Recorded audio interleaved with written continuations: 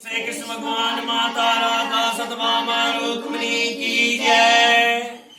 एवं याम तनु भक्ता श्रद्धार्चित चिर्तुमिच्छति तस्य तस्याचलां श्रद्धातां विद्या विदिधाम्यहम्।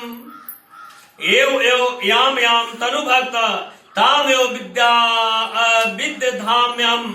जो मनुष्य जिस देवता का भक्त होकर सदा पूर्वक यजन पूजन करना चाहता है, उस मनुष्य की श्रद्धा उस देवताओं के प्रति मैं अचल कर देता हूँ। वे दूसरों में न लगकर मेरे में ही लग जाएं, ऐसा मैं नहीं करता। यद्यपि उन देवताओं में लगने से कामना के कारण उनका कल्याण नहीं होता, फिर भी मैं उनको उनमें लगा देता हूँ।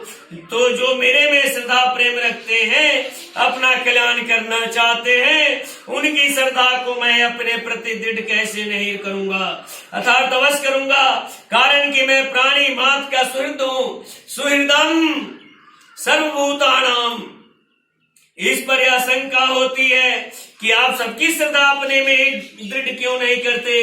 इस पर भगवान मानो यह कहते हैं कि अगर मैं सबकी श्रद्धा को अपने प्रति दृढ़ करूं तो मनुष्य जन्म की स्वतंत्रता सार्थकता ही कहाँ रही, तथा मेरी स्वार्थप्रता का त्याग कहाँ हुआ।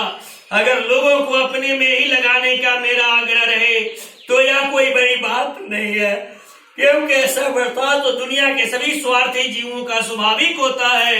अतः मैं स्वार्थ प्रथा को मिटाकर ऐसा स्वभाव सिखाना चाहता हूँ कि कोई भी मनुष्य पक्षपात करके दूसरों से केवल अपनी पूजा प्रतिष्ठा करवाने में ही ना लगा रहे और किसी को पराधीन ना बनाए। अब दूसरी शंका यह होती है कि आप अपनी श्रद्धा को उन देवताओं के प्रति दृढ़ कर देते हैं, इससे आपकी साधुता तो सिद्ध हो गई, पर उन जीवों का तो आपसे विमुख होने से हित ही हुआ। इसका समाधान यह है कि अगर मैं उनकी श्रद्धा को दूसरों से हटाकर अपने में लगाने का भाव रखूंगा तो उस स्वतंत्रता को पाने वालों में बुद्धिमान होंगे। वे मेरे इस बर्ताव को देखकर मेरी तरफ ही आकृष्ट होंगे। अतः उनके उदारता का यही तरीका तय बढ़िया है। अब तीसरी संख्या यह है कि जब आप स्वयं उनकी श्रद्धा को दूसरों में दृढ़ कर देते हैं तो फिर उस श्रद्धा को कोई मिटा ही नहीं सकता, फिर तो उसका पतन ही होता चला जाएगा। इसका समाधान यह है कि मैं उनकी श्रद्धा को देवताओं के प्रति ही दृढ़ करता हूं, दूसरों के प्रति नहीं।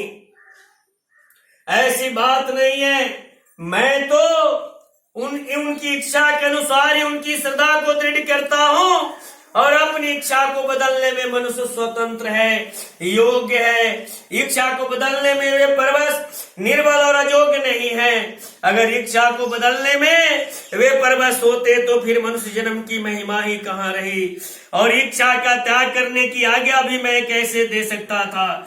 जही शत्रु महाबाहो काम रूपम दुरासदम।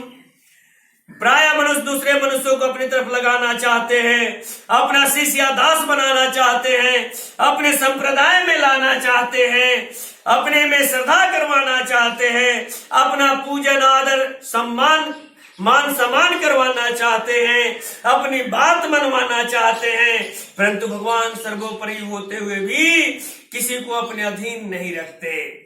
प्रत्युत जो जहां श्रद्धा रखता है उसकी श्रद्धा को वहीं दृढ़ कर देते हैं। यह भगवान की कितनी उदारता है, निष्पक्षता है।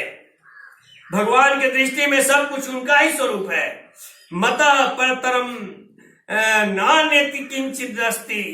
इसलिए भगवान में किसी के प्रति किंचित मात्र भी पक्षपात नहीं है, परंतु भगवान का यह पक्षपात रहित स्वभाव सहज ही समझ में नहीं आता, प्रत्युत गहरा विचार करने से ही समझ में आता है।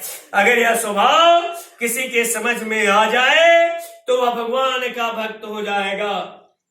उमा राम स्वभाव जहिन जाना, ताहि भजनु तजि भाव नयाना। सब वित्त भजती मां सर्व भावेन भारत। दूसरे को अपना दास वही बनाता है जिसमें कोई कमी है। भगवान में कोई कमी है ही नहीं, इसलिए वे अपनी तरफ से किसी को अपना दास कैसे बना सकते हैं। परंतु कोई उनका दास बनना चाहे तो वे मना नहीं करते और रीझ जाता है। तो इसका अर्थ यह नहीं है कि अब उस बालक से उसका कोई स्वार्थ भाव है। ऐसे ही जो भगवान का दास बनता है उसके सरल भाव से भगवान रीझ जाते हैं। मेरे अधिक दास पर प्रीति। गीता के 18वें अध्याय में जब भगवान के द्वारा यथेच्छित ठाकुरों का सुनकर अर्जुन घबरा गए, तब भगवान दया परवश होकर अर्जुन से बोले कि तू मेरी शरण में आ जा, माम में कम शरणम वर्जा।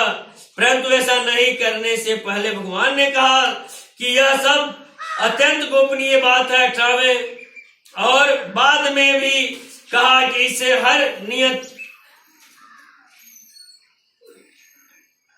हर किसी को मत कहना। इसे सिद्ध होता है कि दूसरे को अपना दास बनाने की नियत न होने पर भी अगर कोई दूसरा सहारा न मिले पर मनुष्य घबरा जाए और उसका दास बनना चाहे तो